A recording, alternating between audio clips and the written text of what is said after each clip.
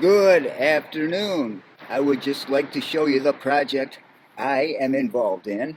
Uh, that is all baking soda. I put that down to hopefully soak up the gas smell. Um, but I got on a tutorial and saw how to get at the fuel filter for this, a Honda 2005 Odyssey.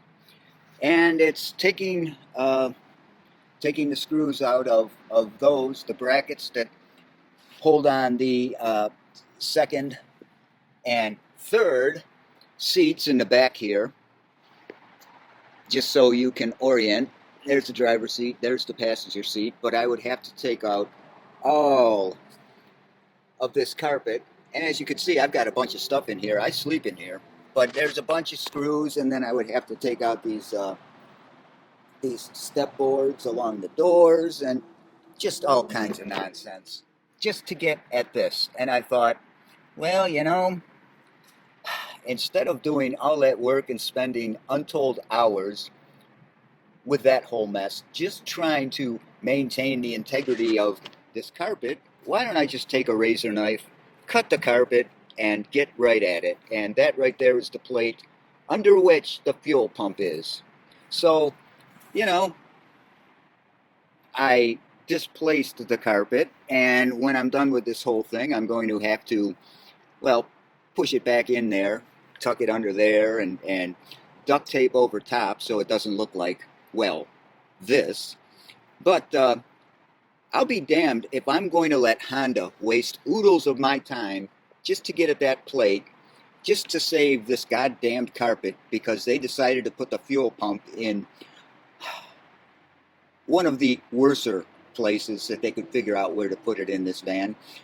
Just so everybody knows, this is a Honda 2005 Odyssey. I don't know if they've fixed any of the many problems that come with these vehicles, but if you're going to get a van, unless it's dirt cheap, do not get an Odyssey. It's just not worth it. But there we go. I'm on my way. I just wanted to show you what I came up with in terms of getting at the fuel filter, the fuel pump, whatever, the whole 9 yards, the whole kit and caboodle. But yeah, I wasn't going to spend a half a day just trying not to do this, because that's so much easier, and I don't give a shit what it looks like. It's a piece of carpet. All right. Well, hey, thanks for watching, and if you didn't watch, well, then what's wrong with you, man? And remember, summer is coming. This one will be long. Gird your loins. Talk to you soon. Well, here's an addendum. Just wanted you to see. And it's just full of gas down there. So, I don't know if there's a gasket around this big locking ring, big threaded ring. If it's the fuel pump itself, maybe right in here. I mean, it's impossible to tell. I suppose once I start it, I might see gas coming out somewhere. I don't know if I have to replace the whole fuel pump or if it's that ring itself. I don't know. But I just thought you'd like to see that. There's the problem. That's why my van smells like gas. All right, time to go to the dollar store and get a turkey baster to soak some of that gas out so I can get a rag in there, dry it out, and pull this whole thing apart. All right, thanks for watching. Well, all right, here is the scoop. It's leaking right there, the top of all that nasty cracked part. Um, I had to relieve the pressure on the gas tank and wait a few minutes for it to stop bubbling out gas. And when I say bubbling out, I don't mean like an oil well in the swamp in Jeb Clampett's backyard. I mean just a tiny, tiny, tiny stream kept flowing out. I don't know what I just did there. I hit a button. Anyways, what I'm going to do, because it's $400 for one of those units, or go to a junkyard and get one, I have dried it off real well. As you can see, there's all kinds of nasty stuff all around it, but the main part that I have to attack there is dried off real well. I am going to use some JB Weld. I'm going to clean the top off with alcohol. I already, where is it? I already scratched up the surface, as good as I can. I don't know if you can see that, but I scratched it up real good.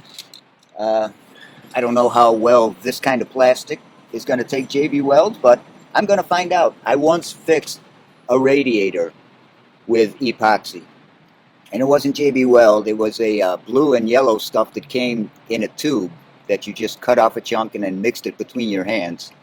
Uh, in any event, I was just trying to remember. Yeah, the radiator was leaking. I was in a parking lot. I was actually in a Kmart parking lot, and it was leaking, and there was no way to open the radiator because it was hot, so I couldn't relieve the pressure. So I mixed up some of that epoxy, and I just plunked it onto that little hole on the radiator, and damn if it didn't hold.